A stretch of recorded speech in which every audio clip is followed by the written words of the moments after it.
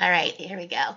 Hey, rockers, this is Misti-Dawn with the Manamal Streaming Radio, and I'm so excited and honor of interviewing a great musician who happens to also be my friend and brother from another mother, Johnny Gioeli. How are you, my friend? Hey, woo! Hey! How are What's up, you? girl? I'm good. I'm doing great. Thanks for having me on the show. Sure. Good. I'm a little beat up because I'm only 28. I'm 28 years old. Right. When you get tired when you hit 28. So yeah, everything's cool. I just came off tour, so I'm just back from Europe. So just trying to get back on the right time is can be a little challenging, but I feel great. Hope you do too, and happy to be here with you. Thanks, Jay. Appreciate that so much. For those of you who may not be familiar, Johnny is the lead singer in 3 different bands. He's got Hardline, Axel Rudi Pell, and Crush 40, not to mention an album he just did with former Hardline drummer and friend, Dean Castronovo. He's decided to embark on a solo project, which is amazing. So if you haven't heard him sing, you've been missing out. Now, right now, you're promoting your solo album, One Voice, which is through a pledge campaign and due to drop in December. Can you explain how the pledge campaign works? Yeah, sure. So it kind of, sort of. So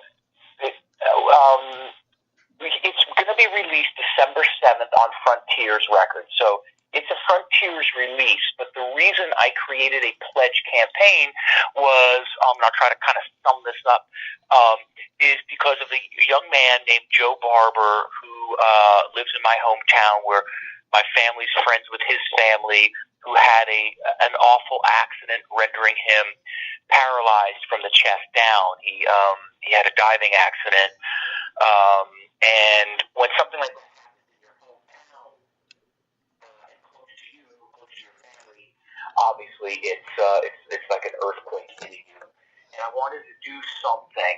So obviously the community came together emotionally and financially, but I wanted to do something even more, and that's when I had the idea that I'm going to create a solo album. Something I always wanted to do, but wasn't quite ready. I didn't really have a reason for it, because I'm not anyone who knows me, I'm not, well, look, I'm just going to shoot you straight. I'm not one of these ego guys. I'm not one of these, I'm just Johnny. You know what I mean? I love to sing. I love to make music. I love to tour.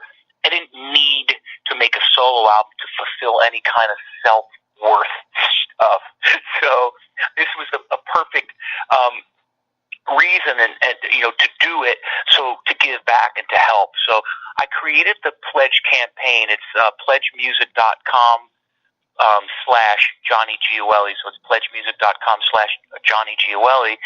And there I offer all kinds of exclusives and gifts and memorabilia, which we're basically coming to the end. So whoever hasn't participated, you quick get there, because we're going to be closing it down because the record's released December 7th.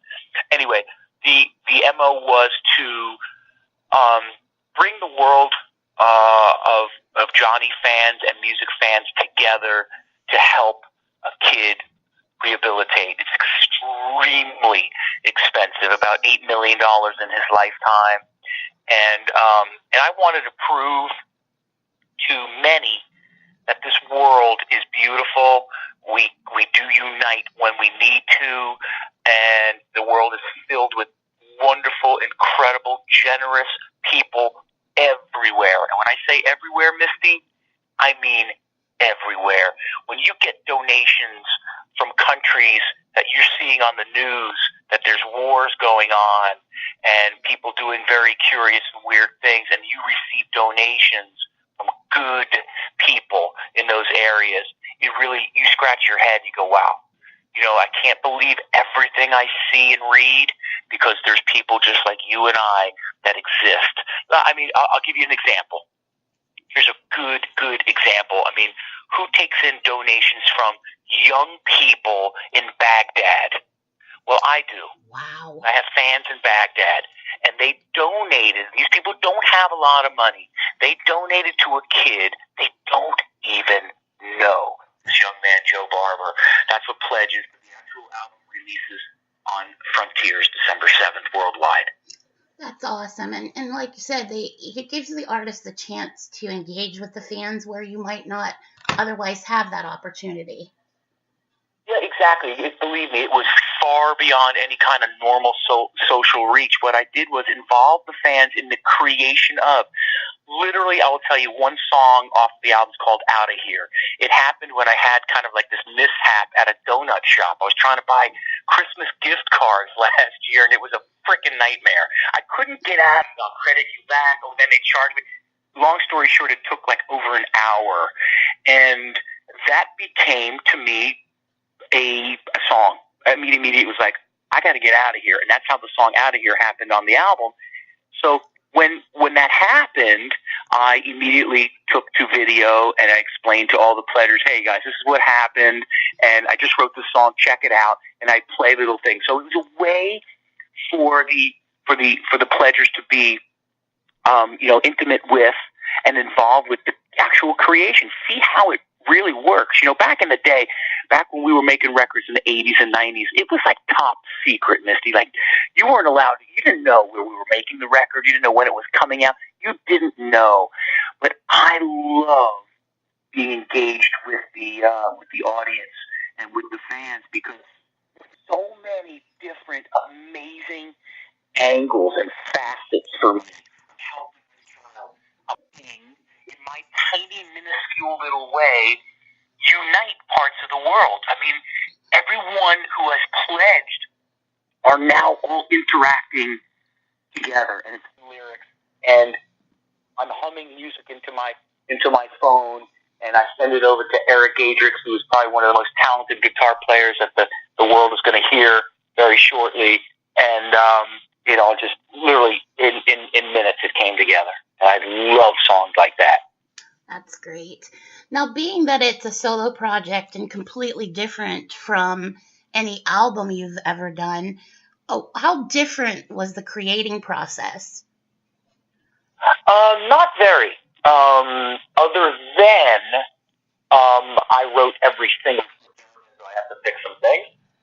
But this was a full creative outlet. So from a creative standpoint, it was entirely different. But from a recording process, slightly different. And I'll go into that a little bit. I just, with today's technologies, there's a lot of file passing. You could have musicians all around the world and like, okay, I'll record my part, record your part. We I didn't want to do it that way. So, 95% of the record was all recorded together, as musicians together in Italy. And then, vocals are the only thing that I did in my own studio because I can, because I have my studio and I'm comfortable recording, vocals. Not that I'm not comfortable recording elsewhere, but I have my studio and I just did vocals there, and then we're mixing and all the mixing and mastering and all that kind of good stuff happens. That process was a little bit different than the norm. These days, everybody's just throwing files around, and we wanted it to sound, like a band, because it is. So that's how that went. Now, your keyboardist Alessandro Del Vecchio also produced and engineered this album. Yeah. He's so talented. I mean, the whole way around. He is. Yeah, little bastard. He's so damn talented. He's awesome. He's my little brother. He's my little Italiano brother. I call him Bello Fratello. He's beautiful brother. Aww. And I trust him. We know, and just in life in general, it's very difficult to trust these days, right? Right. I will tell you, Misty, this is a man that he's so talented, as he said so perfectly, and such a great human. And when you're the right old age of, how old did I say I was? I said I was 28, right? Okay, that was a lie. Yeah, that's it. So, yeah, that's a bad lie. So, when you're 51 years old and you've been in this business over 30 years, you want someone in your circle that you love and trust. And for me, it's Alessandro, and he's so talented. So, yes, he produced, he played some piano. There's not a lot of piano, there's not a lot of keys on this album because it's not that kind of album. Right. He engineered, he mixed, and he mastered. I mean, what else? I mean, this guy is he's so amazing. And I'll be seeing him in about, 10, 15 days as we go off to our next tour. But yeah, so Alessandro, he was at the helm. He was at the music helm for me. That's awesome, and you can tell the type of relationship you have just watching you two. Like even in videos, you can see, definitely can see. Yeah, you can see it, right? Yeah, you know what? If a day goes by where I don't send him a text, I feel bad. You know what I mean? Right. We're in contact every single day. Doesn't matter where he is or where I am. Bro, I love you. Where are you? I'm over here. Okay, good. Yeah, everything's good. It's kind of we're family, and that's where I want to be at this point in my career. You know, success already with one voice. I mean, Misty, it's been called the feel-good record of the 21st century. I mean, that's freaking incredible already. And what we've done, and when I say we, it takes an army to create an album. Record companies, it's a team, it's promotional people, production people, you know, printers and graphic people, and it's so involved that I feel like I've already sold 10 million records already. And so I already feel like it's like I've done what I was supposed to do with the record. So I couldn't be. I haven't felt like this since the early '90s.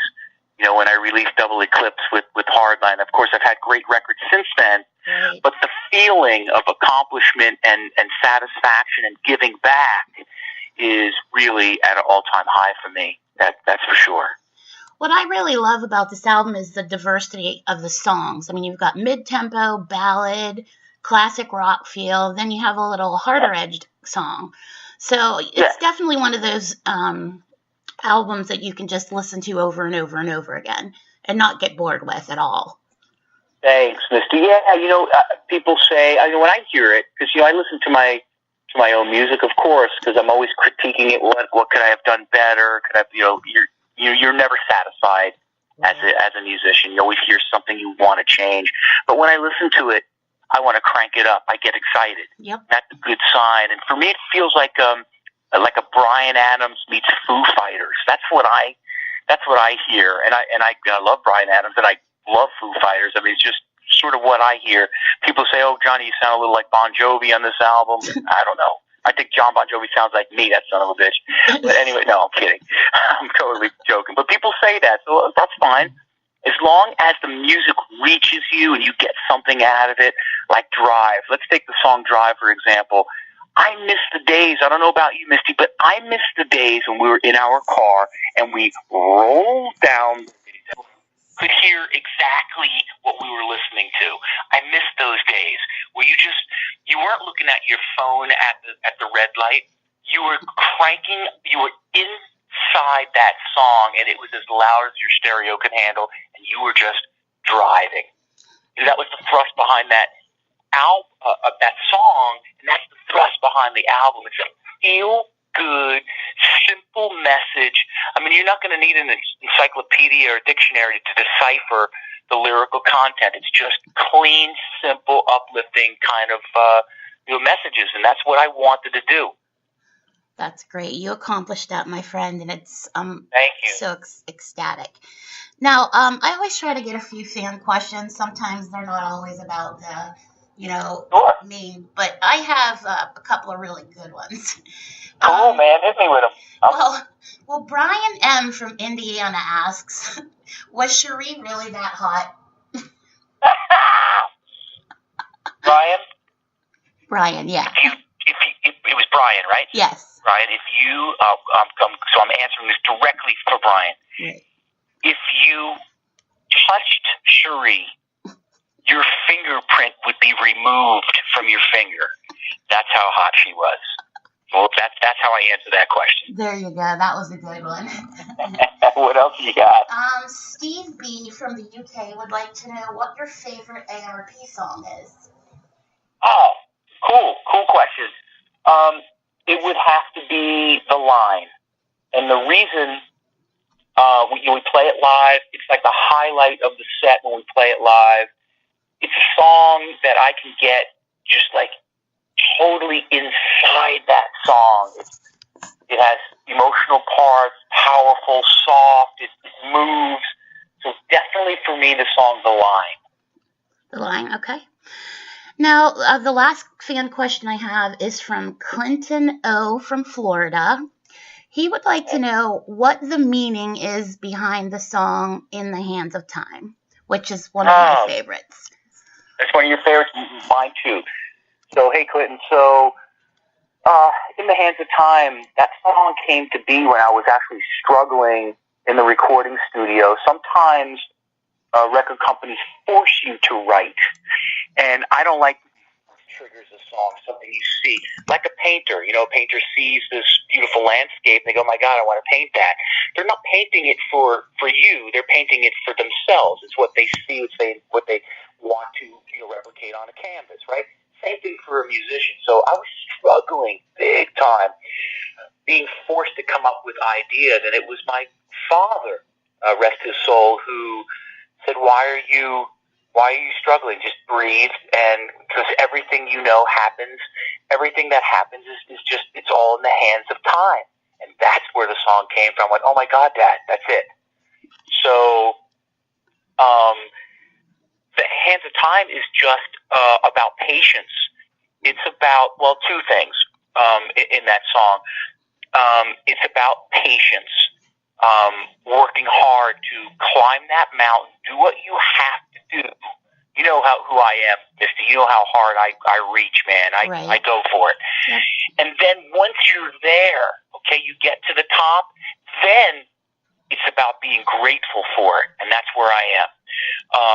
So that's the two major components and parts to that song. It's, will I ever see the light? Will the light ever shine on me? In that moment in my life, I'm like, man, can I make this really happen? Because I've been performing professionally since I'm 11 years old. I now have over 50 albums out worldwide, and way back then, you're like, where am I going? Am I going to make this happen? And then, second part, and if I do, am I really going to be grateful for it? And so all those lyrics still stick in my head today. And every single live show I do, every single night, I tell the people how grateful I am, because without them, I have no voice. I'm nothing. So that's the whole story behind In the Hands of Time, which was actually inspired by my dad. So when I play it, I always look up to my pop and say a little something to him before I sing it. I was just ask him to put the voice in me. Just Pop, throw it in me hard. Let's kick their asses here in this song, because it was one of his favorites as well. Oh, that's beautiful. Had me over there in tears. Way to go. Oh, don't get all mushy on me, you little rocker. No, you can't get all soft on me over there. Rockin' Misty, no way. Aw. Now, where can people pre-order your album? That's a great question. I think the answer is everywhere. Okay. Misty, I think it's everywhere at the moment. I think you can go to iTunes and you can preview some of the songs, and you can purchase some of the songs. I think there's probably links from Frontiers. I'm sorry, I don't have a great answer for that. Okay. I create it and I let everyone else sell it, because I don't really care about the selling part. I wish I could give it for free. So I don't really know, but I know that it is available now for pre-order, and then the main release date, street date, is December 7th for sure. Okie dokie. Now, is there anything else you'd like to share with your fans and the listeners that we may not have covered today? I have a little, yes. I want to talk about my sensitivity to dairy products. No, I don't want to talk about that. I'm kidding you. Totally joking. I'm crazy. You know I'm crazy. Yes, I'm aware. If we had 15 hours to talk, I would tell you everything I love, about the fans and things I'd love to say. And obviously we don't have that much time, but I will say this. It's really true from my heart how grateful I am. There isn't a day that I wake up that I don't say, wow, how lucky am I that I have this incredible balance between all these things in my life, that I can continue to make music, to make people happy. That's my quest. So I just hope I'm making everybody happy, and I hope I'm, living up to the sound, because the second that the fans say, Johnny, you don't sound like you used to, that's when I'm done, Misty. That's when I'm going to put my feet up. I'm going to watch the hay in the hayfield grow, and I'm going to collect the eggs from the chickens, and I'm going to relax. For right now, I have to make people happy. That's my quest, and I do it the best I can with the most love in my heart from my voice. That's my quest. So anyway, I just want everyone to know how much I appreciate them for 30 plus years. I mean, it's just incredible how people stay at your side. There's a lot to be said for that, and I'm grateful. Amen to that. Well, Jay, I just want to thank you so much for taking the time out of your busy schedule to talk to me today. No problem. I just don't know how you do it. Like, you're just everywhere. I'm running, that's for sure, sister. I am running. I make it happen. For all of our listeners out there, mark the date, December 7th. Johnny Gioeli's first solo album, One Voice, is coming out, and you definitely don't want to miss it.